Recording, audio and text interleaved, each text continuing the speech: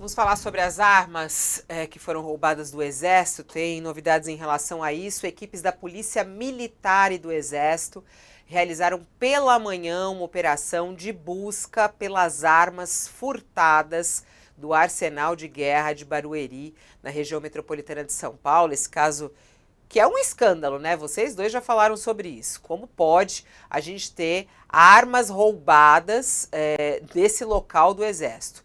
Bom, eles fizeram lá a busca e apreensão. As buscas foram autorizadas pela Justiça Militar e contaram com cerca de 43 militares do Exército. Não encontraram nada. Os policiais e PMs tentaram recuperar as 4 armas restantes que foram furtadas no começo de setembro.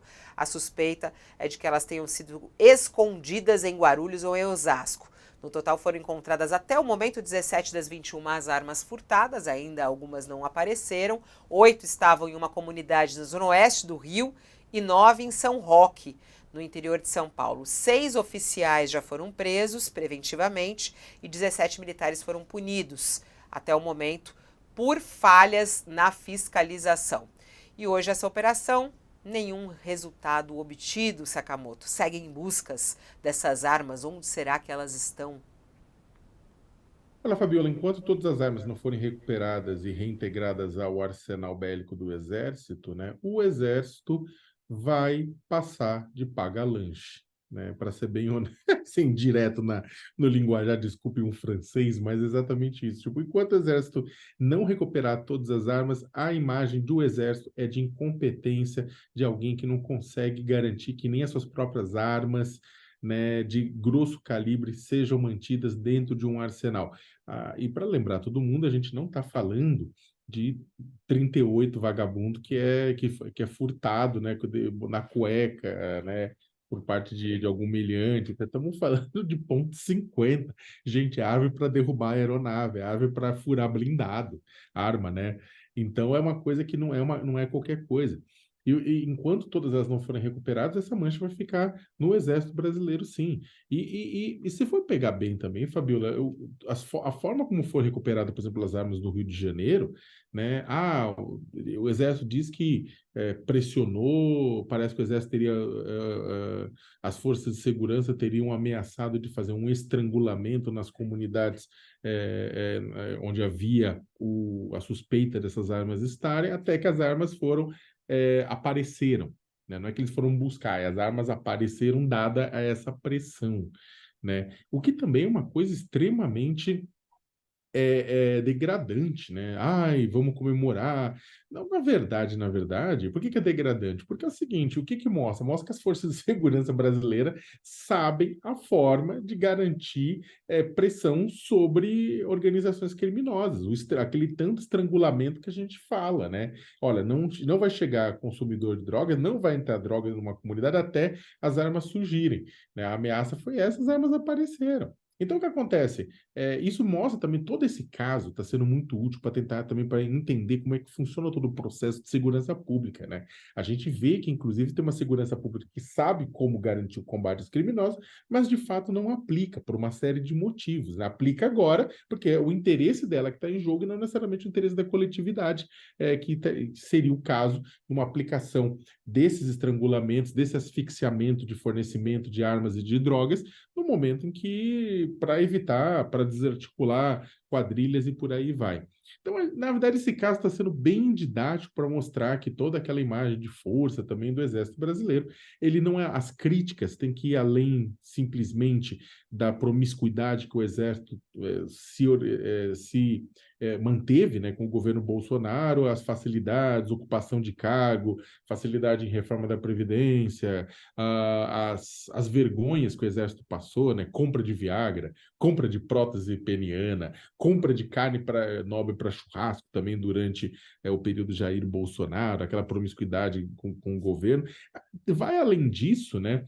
E também atinge, ou seja, aquela imagem da honestidade fica de lado, a imagem do amor a democracia, a república também foi manchada com a quantidade de coronéis envolvidos nas maracutaias do Ministério da Saúde, mas a quantidade de generais e de altos escalões também envolvidos nas maracutaias golpistas do final do ano. Ou seja, tivemos o Exército envolvido com a questão da promiscuidade com o poder público, o Exército envolvido com a questão de corrupção e de golpismo, e agora você está tendo uma espécie de uma degradação da imagem do exército como executor da sua própria atividade.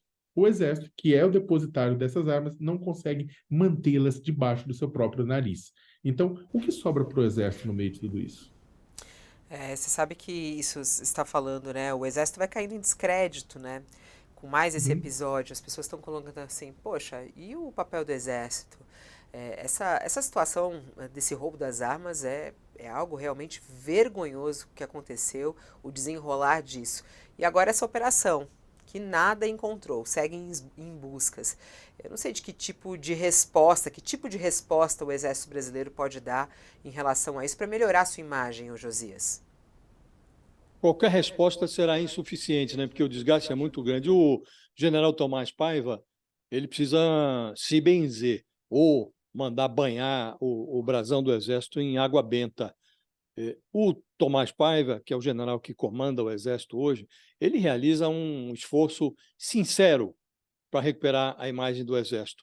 Mas tem sido difícil, porque essa imagem ela está tisnada desde a pandemia por um envolvimento promíscuo com o Bolsonaro, né? Passando da fabricação de cloroquina, do desastre do Pazuello no Ministério da Saúde, até chegar no golpismo, que desaguou ali naqueles acampamentos de porta de quartel no 8 de janeiro. Agora vem essas armas roubadas, né? As armas do Exército.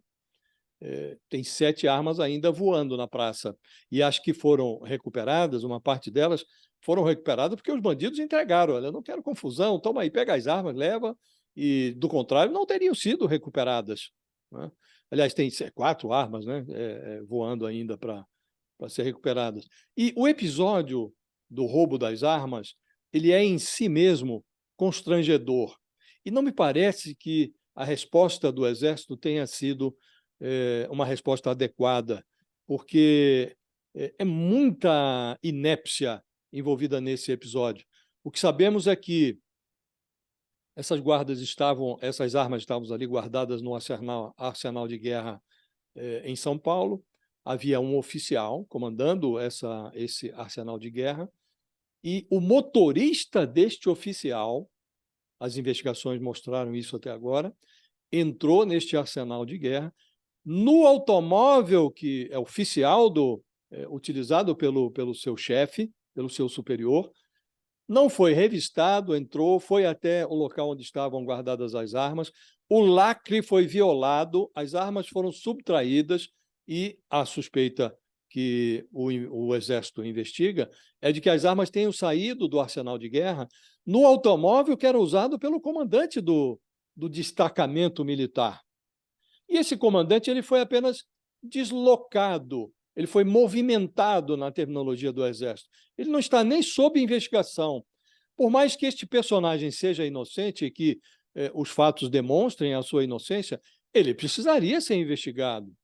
Por que isentar de responsabilidade de antemão, antes da conclusão das investigações, o superior hierárquico do motorista que entrou no arsenal de guerra? Nem deveria ter entrado, mas entrou sem revista, trocou o lacre por um outro lacre, e embora aquele lacre tivesse que ser verificado diariamente, a pessoa ia lá, olhava, o lacre está lá, o lacre está lá. Ninguém foi ver o número do lacre.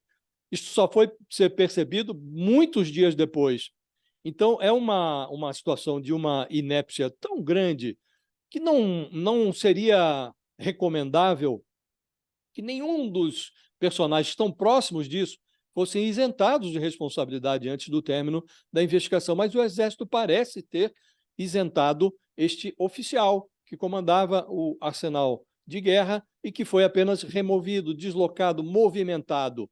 Então, não parece bem posta essa questão, Fabiola. A resposta, qualquer que seja, a única resposta aceitável para começo de conversa é a recuperação total das armas, e ainda há armas no mercado, elas precisam ser recuperadas. E Na sequência, nós precisaríamos ter uma conclusão que fosse crível, que tivesse uma punição exemplar dos envolvidos e que não ensejasse essa percepção que há hoje de que alguns estão sendo, a situação de alguns está sendo aliviada. Não é algo que possa ser contemporizado. Então, a resposta, seja qual for, não eliminará o vexame e ela pode aumentar o vexame se for uma resposta que não seja convincente. Agora, meio-dia e 14